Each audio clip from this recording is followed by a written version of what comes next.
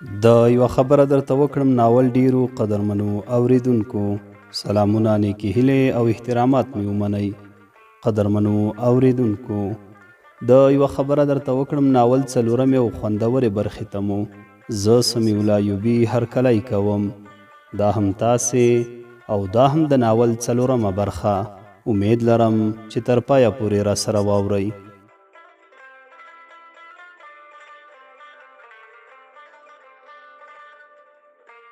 شیر محمد سر پورته کړ. د جنۍ په سترګو کې اوښکې راټولې وې.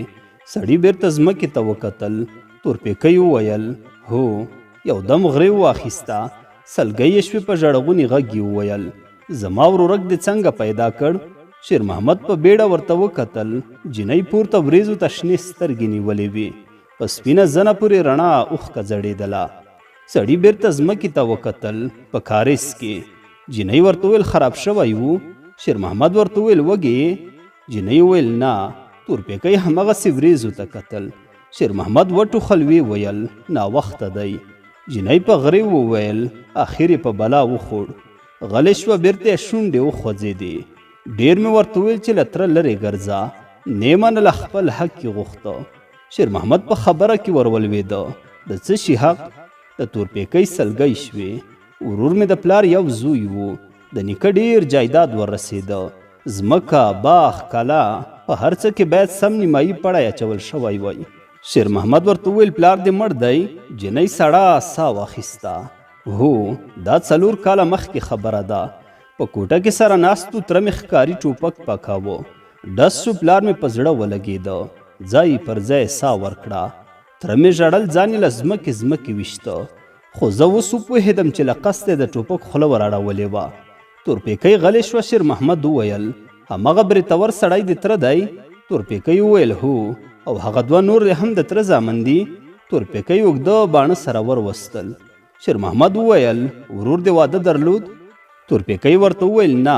تر 25 کلنه یا اوښتی و. خو تره مې ویل چې تر اوسه لا سره خوله هلک دی. وخت شته. یوه ورځ یې د تره له زامنو سره د ځمکې په سر وخوړل.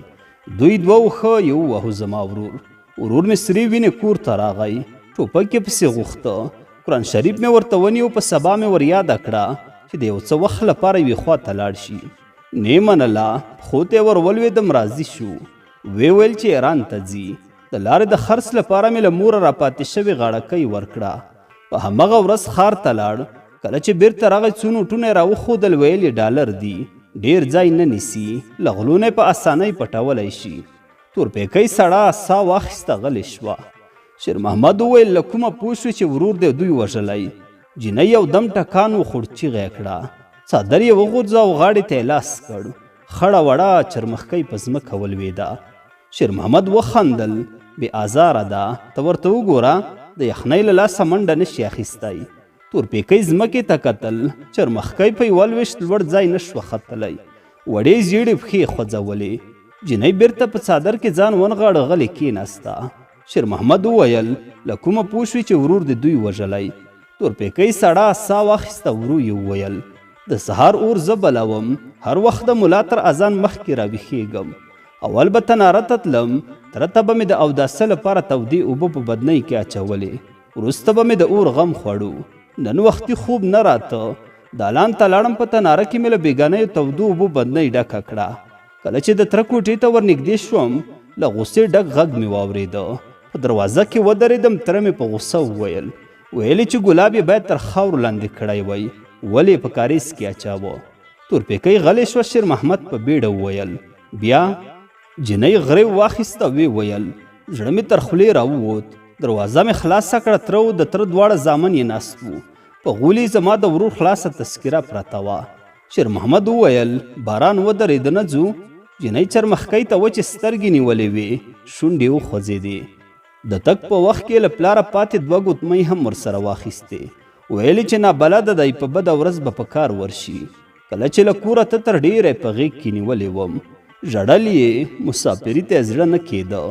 د ورور له تګه وروسته مې د تره زامن په موټرسایکل سپاره شول. تر ماښامه ورک وو. شیر محمد ولاړ شه. د کوټ په لستوڼو کې تړلې پښې په خټه کې ننوتې. ورو یې وویل ځو. شپه وه. پورته راڼه ستوري ځلېدل. شیر محمد لرګینې زړې دروازې ته ډبره ونیوله. شیبه وروسته د ورور خوبیولی غږ واورېده.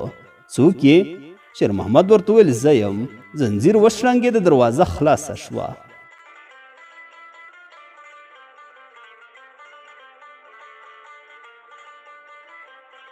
باز محمد وویل لالا ناوخته شوې، د ادې مې اندېښنه وه. شیر محمد په خبره کې ور ولوېده. ځه چراغ بل کا. د هلک حیران غږ یې واورېده. ته څه کوې؟ هغه ورته وویل هېڅ اودس ماتې ته تېرېږم. هلک منډه کړه، پر چوتره وخوت. شیر محمد ورو وویل راځه. تورپیکی انګړ ته ورغله. په مخامخ کوټه کې څراغ ولګېده. دواړه په بیړه دالان ته ننوتل. شیر محمد لاسي بتۍ تاو کړه، سپینه رڼا په تورو لوښو او کاسو ولګېده. د تناره پر سر تیغ نه پرته وه. یو ګړی دیوال ته ولاړو، څنګ ته څو ناولې پیالې ایښې وې. په قاب کې پاتې یخ وهلي کچالو ښکارېدل. شیر محمد وویل یوې خوا ته پرېوځه، سهار په خړه کې به ځو، هېڅوک هم نه خبرېږي. په بیړه له دالانه ووت. په چوتره کې له پښو تاو شوې ټوټې خلاصې کړې. بام ته یې واچولې. کوټې ته ورغی. مورې په بړستن کې ناسته وه. د ککرۍ په برخه کې ټیکری څیرې و. راوتلي خیرن بابر ویښته پورته ولاړ و. ښځې په ورختایۍ وویل اندېښنه مو شوه. شیر محمد وخندل، ویې ویل باران و، لاره هم ډېره وه. د باز محمد حیرانه غږ یې واورېده. لالا لستوڼی دې نشته. سړي په بیړه کوټ ویسته، کونج ته یې واچاوه. په خندا یې وویل هسې وشکېده. ښځه په خبره کې ور ولوېده جنګ دې کړی؟ شیر محمد وویل نه. هلک وویل څادر دې چیرته دی؟ شیر محمد ورخطا شو، ویې ویل په چوتره کې مې واچولم دو. ښځې وویل امانت دې ور وسپاره؟ شیر محمد وخندل هو. ښځې ورته ویل څه یې ویل؟ د مړي د وړلو لپاره څه وخت راځي؟ شیر محمد ورته ویل خدای خبر. ښځې بړستن لرې کړه، ورو یې وویل زه به ډوډۍ درته راوړم. د شیر محمد رنګ والوته، ویې ویل نه وږی نه یم. ښځې ورته ویل زویه لوګان تیار دي، په تناره کې به یې ټیټ کړم زر تودېږي. شیر محمد وخندل نه مورې زه موړ یم، زړه ته مې نه کیږي. د مړي خپلوان ښه خلک و، ویې نازولم. سهار یې په پاستي کې لږ کوچ هم راته ونغاړل. ویلې چې ستړې لاره د وږی به شي. ښځه ولاړه شوه. د شیر محمد تندی تریو شو. وږی نه یم. ښځې یوه زړه بړستن پر توشکه هواره کړه. شیر محمد اوږد وغځېد، څراغ ته یې ورپوکړل. ورو یې وویل ادې سهار وختي او چیرې ځم؟ د ښځې حیرانه غږ یې واورېده چیرته؟ سړي وخندل، ویې ویل یو پخوانی ملګری مې ولیده، د مالونو سوداګر دی، له هزاره جاته غواوې او پسونه راولي. ویلې چې دا ځل د ډېرو مالونو د راوستلو نیت لرم، را سره لاړ شه ښه مزدوري به درکړم. ښځې په خواره خوله وویل وایي زویه وخت خراب دی، همدا د کاریزونو کندل دې ښه دي، وچه لمده را رسیږي. شیر محمد وخندل زړه مه خوره، درې څلور ورځې وروسته بېرته راځم. د ښځې خو بیاولی غږ یې واورېده خدای دې له سختیو وساته. شیر محمد پر اړخ راواوښت، ورو یې وویل ادې په کور کې څو روپۍ دي؟ غوږ یې ونیو، خرهاری اورېدل کېده. لږه شیبه ووته، سړي د کوټې له کونجه بړستن ور واخیسته، ورو یې دروازه خلاصه کړه، د باندې سوړ باد چلېده. دالان ته لاړ، د تناره سرلوڅ و، لاندې انګار سره رڼا کوله. تورپیکی تناره ته پښې ورغځولې وې. شیر محمد بړستن په غولي کې وښود، ورو یې وویل هرات ته تګ پیسې غواړي.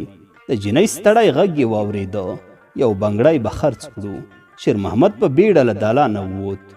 یو دم چیغه شوه بلا ده. درب شو، ورله دیوال سره ولګېده، کوټې ته سړه هوا راننوته. شیر محمد لاس په غولي وتپه، لاسي بتۍ په ګوتو ورغله. رڼا شوه، د کوټې دروازه خلاصه وه. باز محمد غلی په کونج کې ناستو، سترګې رډې راختلې وې. شیر محمد په خوبیولي غږ وویل څه خبره ده؟ یو دم یې زړه ولړزېده، د اورلګید دانه بله شوه. چراغ ولګېده، زړې ښځې په ورختۍ وویل څه ټکه را پرېوته؟ د هلک ژبه بنده شوه. بلا ده. چیغه یې کړه په دالان کې بلا ده. شیر محمد په بیړه ولاړ شو، د کوټې ور یې پورې کړ. په غوسه یې وویل لوی سړی یې بلا له کومه شوه؟ ښځې وویل دا نیمه شپه ګوره په دالان کې دې څه کول؟ هلک وویل تږی وم، له ګړي مې اوبه راخیستې. شیر محمد په خبره کې ور ولوېده ماغزه مې مه راخوره، ویده شه. هلک په ویره وویل لالا په قرآن که دروغ درته وایم، په دالان کې بلا ده. پښه مې ورسره ولګېده، زګیروی شو. د ښځې شونډې وخوځېدې. ورور دې ستړی دی له خوبه مه باسه. هلک ویل ادې بلا ده. شېرمحمد چیغه کړه چوپ شه. هلک په بړستن کې ننوت. ښځې څراغ ته ور پوه کړل. ښه شېبه ووته. باز محمد ورو وویل ادې تږی یم. چراغ ولګېده. شېرمحمد په بیړه ور وکتل. ښځې ټیکری په ویښتو ورکش کړ. ولاړه شوه. شېرمحمد کېناست. ورخطا یې وویل اوبه زه ورته راوړم. ولاړ شو. د ښځې له لاسه یې چراغ ور واخیسته. له کوټې ووتو.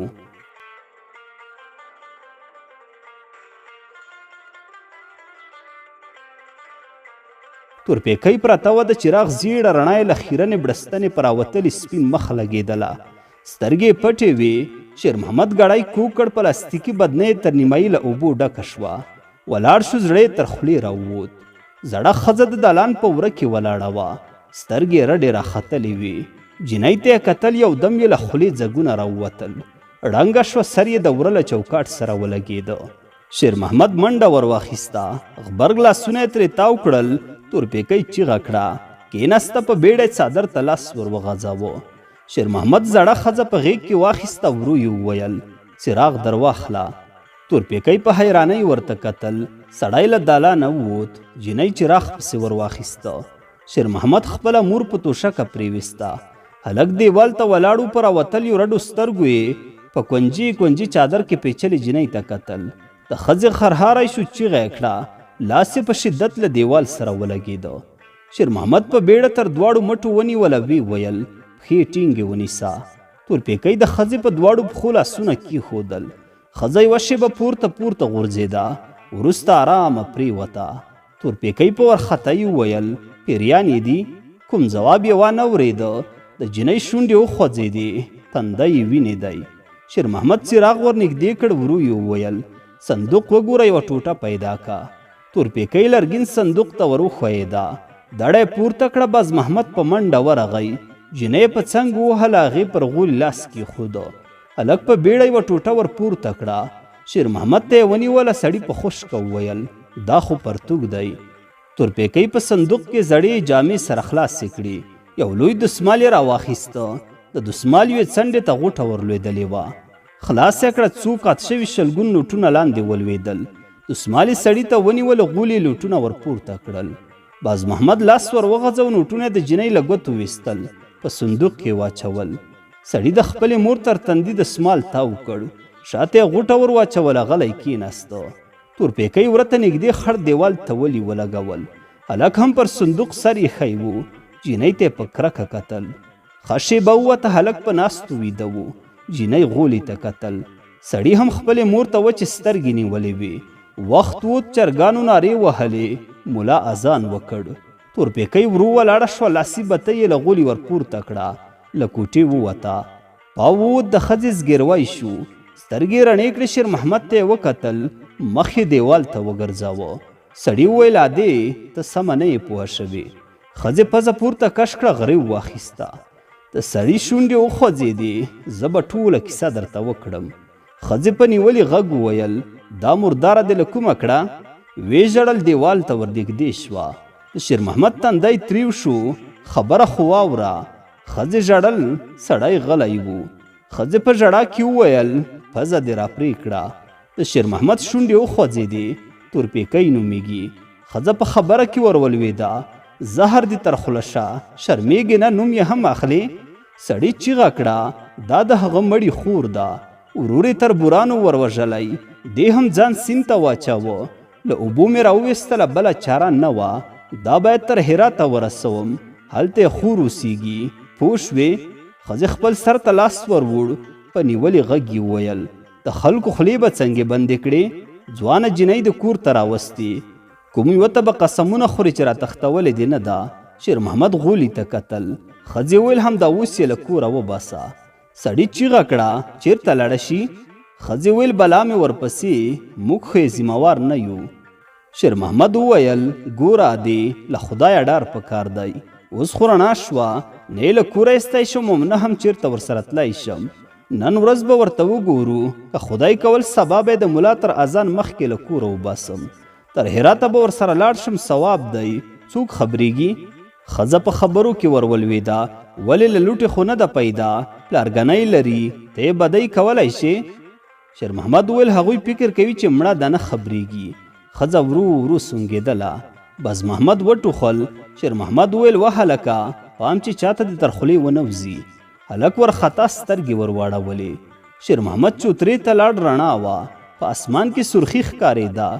سړي په یخو اوبو اودس وکړ، بېرته کوټې ته ننوت.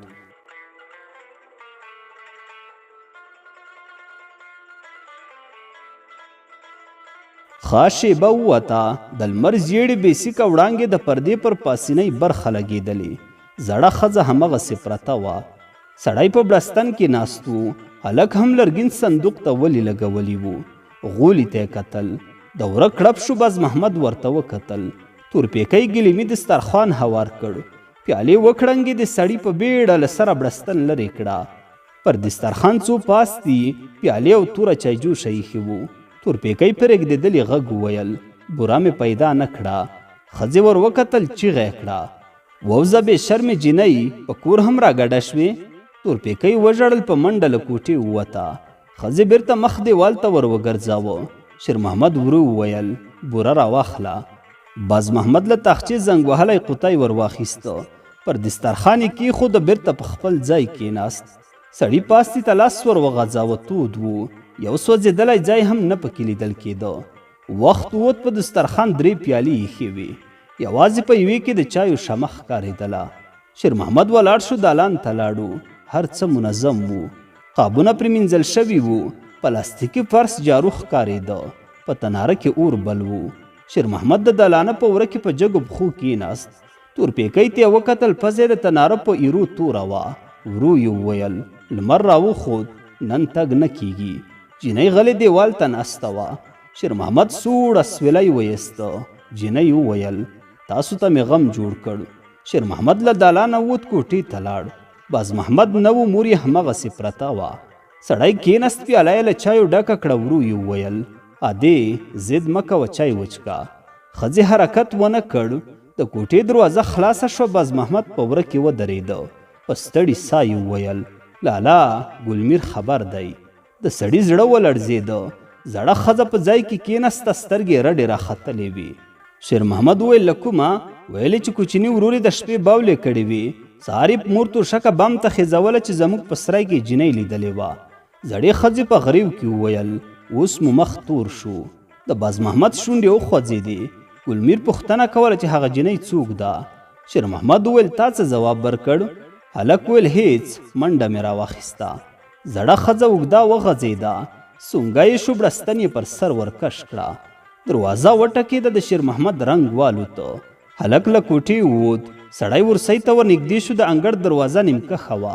بازمحمد په دروازه کې ودرېد. بیا یې د کوټې خواته منډه راواخیسته. ویې ویل د ګلمیر وړه خور ده، وایي چې یو اورلګید پور راکړئ. د انګړ د دروازې غنجا شوه. شېرمحمد په بیړه له ورسۍ ور وکتل. وړه جینۍ په انګړ کې ولاړه وه. ببر سره نښتې زیړ ویښته یې و. شاوخوا یې کتل. سړي د ورسۍ پله خلاصه کړه. سر یې د باندې وویسته. زوروره چیغه یې تر خولې راووته. ووځه له کوره. جینۍ په بیړه مخ واړه و، منډه یې کړه. تندی د دروازې له پلې سره ولګېده. شا په تخته ولوېده. په ژړا له انګړه ووته. شېرمحمد په غوسه وویل د سپي لورې د جاسوسي لپاره رالېږلې وه. د ښځې ژړغونی غږ یې واورېده. خپله لمن مو په خپله په سر راواړوله. شېرمحمد چیغه کړه بس که نور، اوس څه وکم؟ ځان ووژنم که ده؟ ښځې ژړل. بازمحمد لړزې اخیستی و. شېرمحمد په غوسه وویل ولې دا سره ته ولاړ یې؟ سره غرمه دې کړه، بلا وهلی یې. غوا له لوږې مړه شوه. هلک په بیړه له کوټې ووتو. سړی په خپل ځای کېناسته. سر یې پر زنګنو ولګاوه. ښځینه غږ یې واورېده. د بازمحمد مورې. زړه ښځه په بیړه کېناسته. ټیکری په سر سم کړ. په منډه د باندې ووته. شېرمحمد ورسۍ ته ورنږدې شو. په انګړ کې چاغې ښځې د وړې جینۍ لاس نیولی و. د شېرمحمد مور ور مخته شوه. چاغې ښځې په ګیلمن انداز وویل د خدای لپاره دا جینۍ نو د وهلو ده؟ د شېرمحمد مور په خواره خوله وویل د ګلمیر مورې، خدای کې لاس ور وړی وي. چاغې ښځې د وړې جینۍ پر تندي لاس کېښوده. وایي ترورې دا جینۍ خو دروغ نه وایي. تندي ته یې وګوره څومره پړسېدلی دی. زړه ښځه ور مخکې شوه، جنۍ پر تندي خپل کړه. چې هغې ښځې یو دم وخندل. هغه جنۍ څوک ده؟ زړې ښځې په بیړه وویل کومه جنۍ؟ چې هغې ښځې وویل وایي ترورې ځان ولې نګاره اچوې؟ پخپله مې له بامه ولیده، تکه سپینه نرۍ جنۍ وه، په چوتره کې پیالې مینځلې. زړه ښځه ورخطا شوه. هغه شېرمحمد په منډه له کوټې ووت، په چوتره کې ودرېده، چیغه یې کړه ته یې څه کوې؟ چې هغې ښځې په خپل مخ ټیکری ورکش کړ. په وېرېدلې غږ یې وویل وایي وروره پوښتنه خو بد کار نه دی. شېرمحمد چیغه کړه په تا پورې اړه نه لري، ووځه له کوره. ښځې وړه جنۍ له لاسه ونیوله، په منډه له دروازې ووته. زړه ښځه د چوترې پر ژۍ کېناسته، سر یې وځړېده، یو دم یې وژړل. شېرمحمد ورمېږ کوږ کړ. تورپیکۍ د دالان په وره کې ولاړه وه، ځان یې په څادر کې پیچلی ورخطا ښکارېده. شېرمحمد د انګړ دروازې ته وکتل. 2 تنکي ځوانان په کوڅه کې ولاړ وو. جنۍ ته یې وچې سترګې نیولې وې.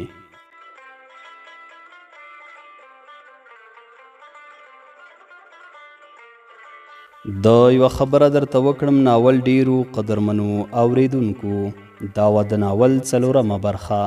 تر بلې برخې پورې مو په لوی څښتن تعالی سپارم. ښاد و آباد اوسئ.